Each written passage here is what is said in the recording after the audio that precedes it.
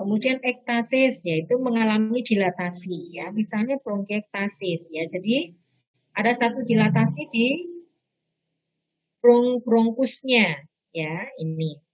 Kemudian plasia ya, kelainan pertumbuhan ya, hiperplasia ya. Jadi pertumbuhannya ini berlebihan ya, plasia. Kemudian opati ya, berbentuk abnormal atau kehilangan. Misalnya limfadenopati ya, kehilangan fungsinya. Sebagaimana fungsi limfa adalah untuk mekanisme pertahanan, tapi dia tidak bisa berfungsi ya. Jadi beberapa istilah ini ya mungkin nanti bisa dipahami terkait dengan pembelajaran medical science ini ya.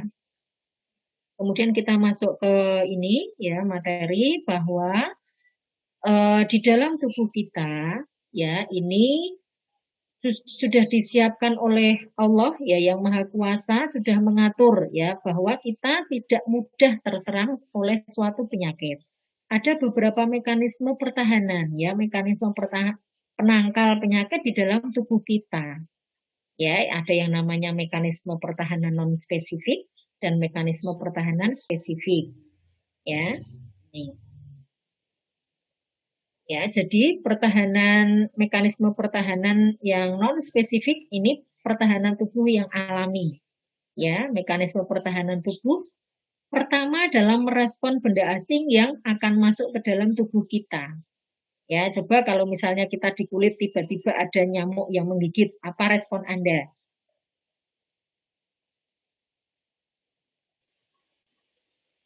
Ya. Menepuk nyamuk itu, Bu. Nah, sebelum menepuk apa yang dirasakan? Gatel, sakit. Nah, ya, gatel sakit sehingga ada.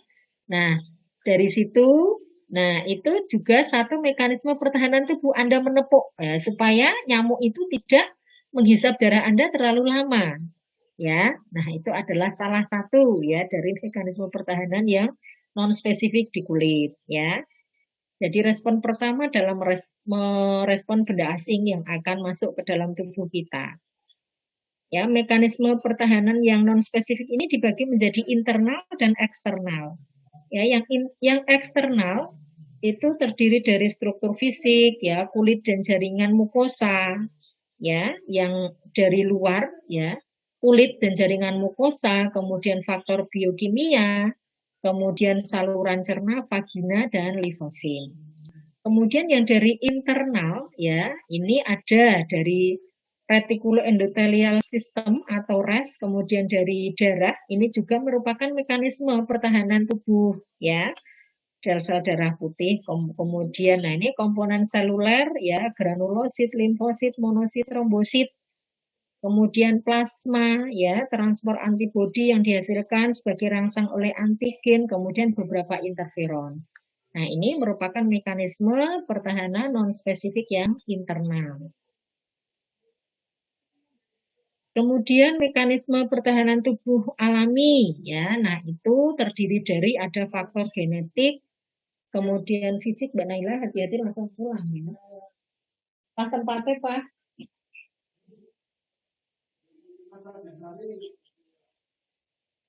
Wis tahu kemarin ya, Dok.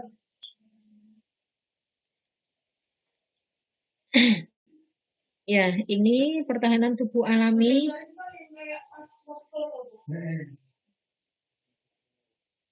Terdiri dari faktor genetik, kemudian fisik, ya, kemudian mekanik, ya, biokimia dan seluler. Nah, kemudian yang genetik ini, pertahanan tubuh yang genetik ini bahwa ya manusia, nah ini tidak pernah ya atau jarang terinfeksi penyakit hewan tertentu ya, penyakit yang terjadi pada hewan.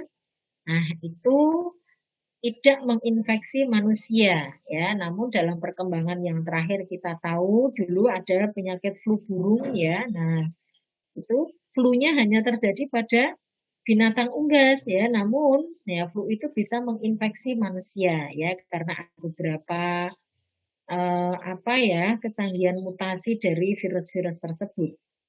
Kemudian ya untuk yang faktor fisik, nah faktor fisik tadi ya salah satu contohnya tadi kalau tubuh ya digigit nyamuk ya, nah itu adalah salah satu contohnya kulit ya. Kulit dapat mencegah masuknya mikroorganisme ke dalam tubuh ya, di dalam lapisan kulit kita. Nah, keratin ya pada permukaan kulit yang sangat bersifat halus, padat dan tidak tembus air ini ya, lapisan jaringan ikat, kelenjar sebase. Nah, itu adalah salah satu mekanisme pertahanan tubuh yang ada di kulit ya. Jadi kalau kondisi kulit kita dalam kondisi yang baik ya, artinya kelenturan, tidak mudah ya bakteri itu menginvasi melalui kulit ya. Manakala kulit itu ya ada gangguan ya, ada penyakit, nah maka beberapa bakteri ya yang bisa menembus lewat kulit ini nah bisa menginfeksi ya. Oke. Kemudian yang secara mekanik, nah ini salah satu contohnya adalah selaput lendir. Ya, bisa didapatkan dari selaput mukosa, ya, mukosa yang ada di mulut, ya, kemudian adanya bulu-bulu getar yang ada saluran nafas, ya, di hidung. Mungkin Anda kurang menyadari ya bahwa di hidung ini ada rambut-rambut halus, ya, di mana rambut-rambut ini berfungsi dalam menyaring saluran udara atau udara yang kotor yang kita hirup yang masuk ke hidung. Dan itu bisa menghambat masuknya mikroorganisme. Kemudian yang biokimia ya, misalnya pH cairan lambung ya. Kemudian di vagina ya yang rendah. Nah, ini pH lambung. Nah, ini juga berfungsi di dalam ini mekanisme pertahanan tubuh ya, yang secara biokimia pH yang ya asam lah ini bisa menepis ya kondisi kuman-kuman yang akan menginfeksi. Kemudian dalam air mata ya yang secara biokimia, nah itu lisosim ya dari air mata, nah itu ada lisosim ya. Lisosim ini adalah bakteri baik yang mampu ya untuk menangkap bakteri manakala ada yang akan menginfeksi di mata. Kemudian di vagina, nah itu ada kuman lain ya yang merupakan mekanisme pertahanan yang pertama untuk bisa mencegah terjadinya infeksi. Nah, ini yang selanjutnya yang seluler. Nah, ini bisa memfagosit ya, bisa memakan ya, misalnya neutrofil ya. Jadi dalam peredaran darah 6 sampai 7 jam ini dia bermigrasi ke jaringan ya dan bertahan hidup selama ya 3 sampai 4 hari. Dia sangat motil ya, sangat motil itu mudah bergerak dalam mencapai sasaran.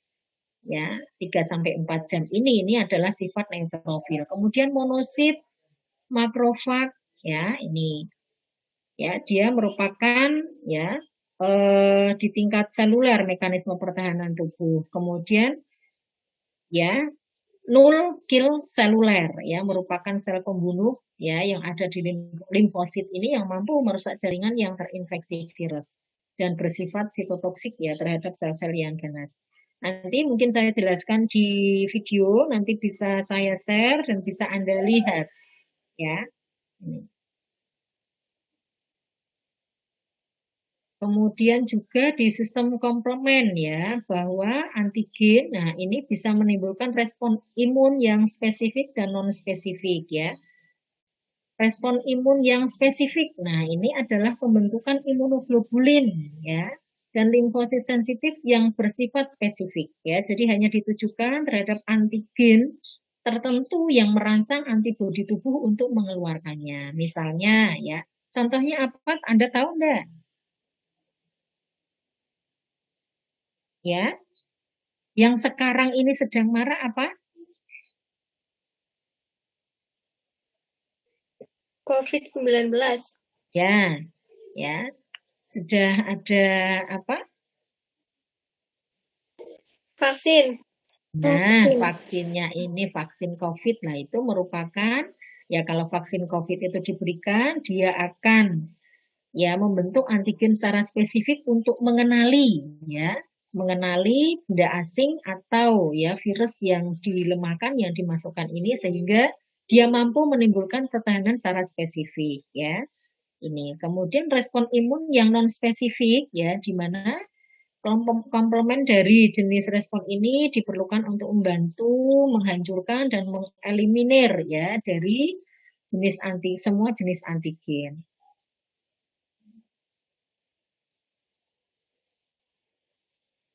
Nah, ini respon tubuh ya dalam menangkal kuman. Sebentar, ini saya. Nah, ini yang tadi ya, tadi kan ada yang mekanisme pertahanan yang non spesifik, yang ini yang selanjutnya mekanisme pertahanan yang spesifik.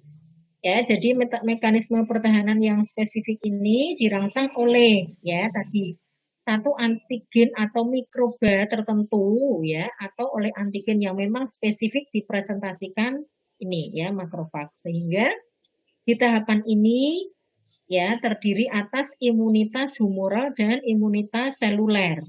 Ya, imunitas humoral ini diperankan oleh antibodi yang dihasilkan oleh sel plasma sebagai hasil aktivasi antigen mikroba ya terhadap limfosit B. Ya, sehingga dia akan menetralkan toksin yang dilepaskan mikroba tersebut sehingga tidak menjadi toksis lagi. Ya.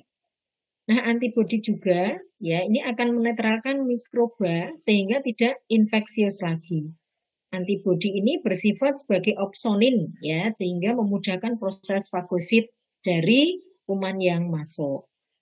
Ini kemudian dari imunitas seluler ya ini diperankan oleh sel T, limfosit T, yaitu melalui limfokin yang dilepaskan ya sel T ini dan akan meningkatkan produksi antibodi oleh sel plasma ya dalam berfungsi memfagosit ya memakan sel-sel yang masuk.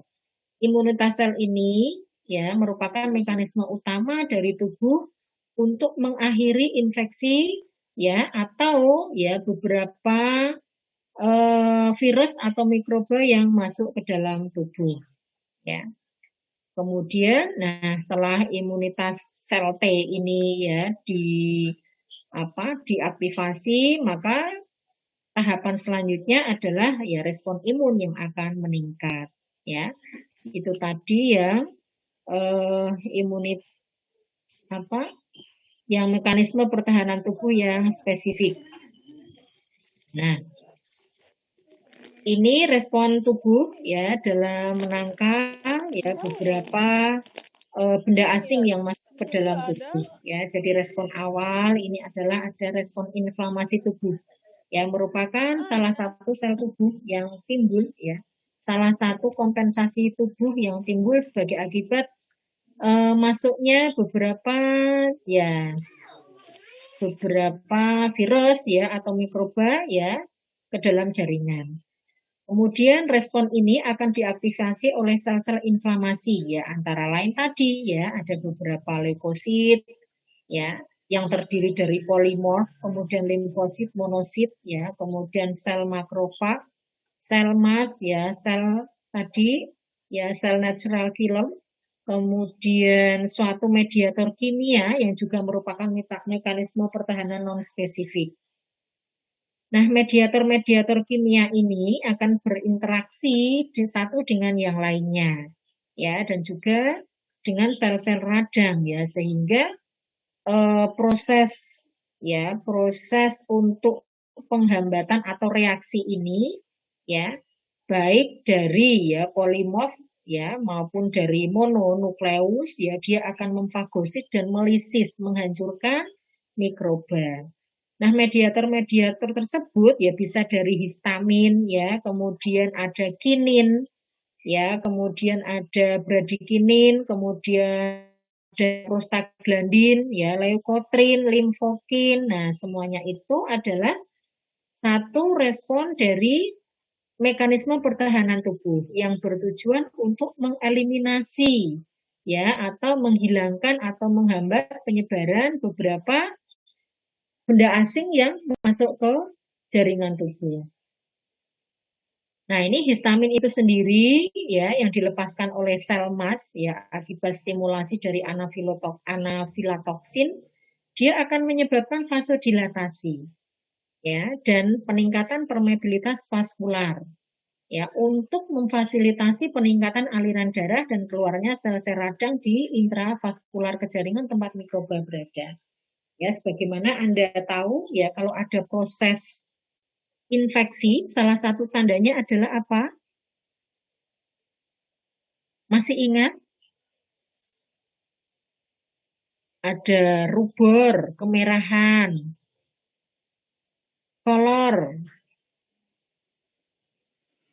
dolor. Masih ingat itu enggak? Hah? Masih, Ibu. Ya, masih ya. Nah, ini salah satu fungsi histamin ya.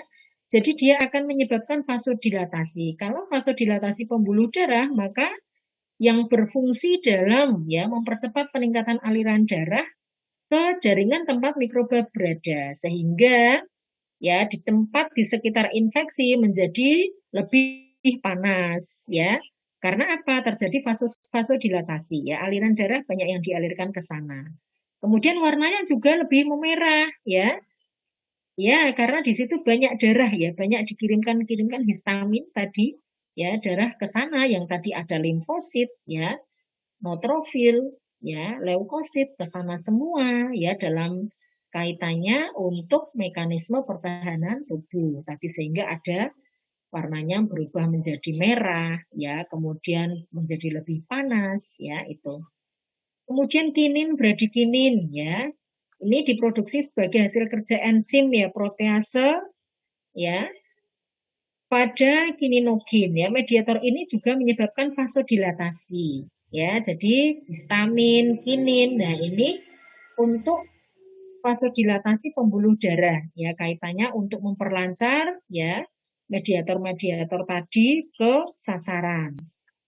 Kemudian prostaglandin ini juga dapat bekerja sebagai pirogen ya melalui pusat termoregulator di hipotalamus ya bahwa panas ini juga bisa merupakan mekanisme pertahanan tubuh karena dengan suhu tubuh yang panas ini ya maka akan berdampak buruk terhadap tadi penyebab infeksi ya bakteri atau virus dia tidak tahan ya terhadap panas ya sehingga prostaglandin ini dia diskresi untuk bekerja sebagai zat pirogen ya.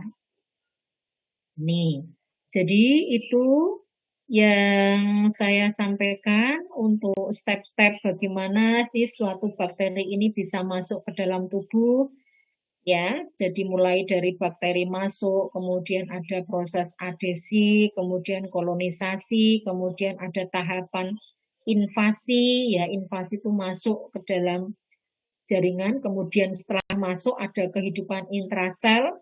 Setelah hidup di intrasel ya, maka yang terjadi adalah perusakan organ atau jaringan tubuh. Ya, itu nanti silahkan untuk bisa dibaca.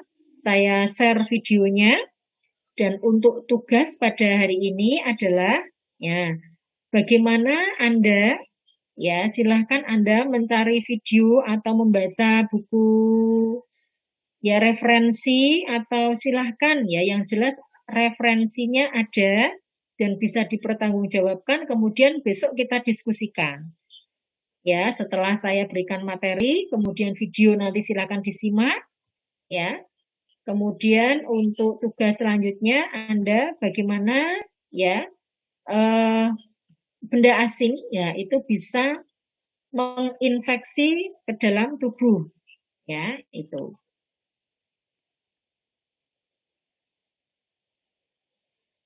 Oke, sampai di sini ada yang bisa didiskusikan?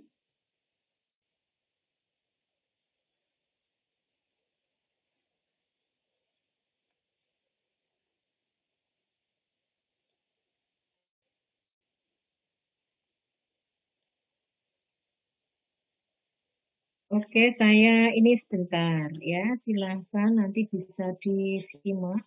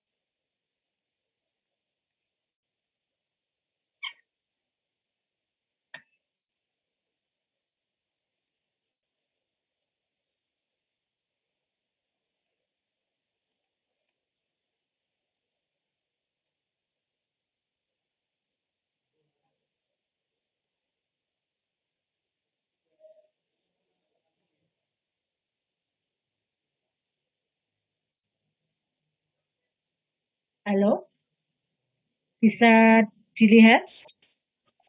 Ya, Oke. Bu.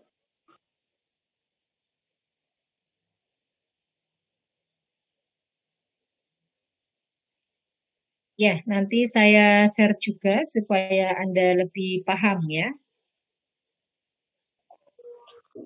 Mohon maaf Ibu, ini memang nggak ada suaranya atau bagaimana Ibu?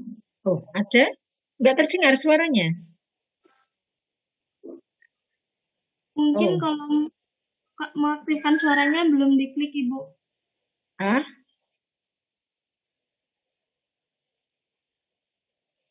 kalau mengaktifkan suaranya gimana nih? Setelah klik share screen, nanti di paling bawah ada yang disuruh untuk mencentang mengaktifkan suara, Ibu. Klik yang mana, Mbak? Setelah mengeklik share screen itu, Ibu, nanti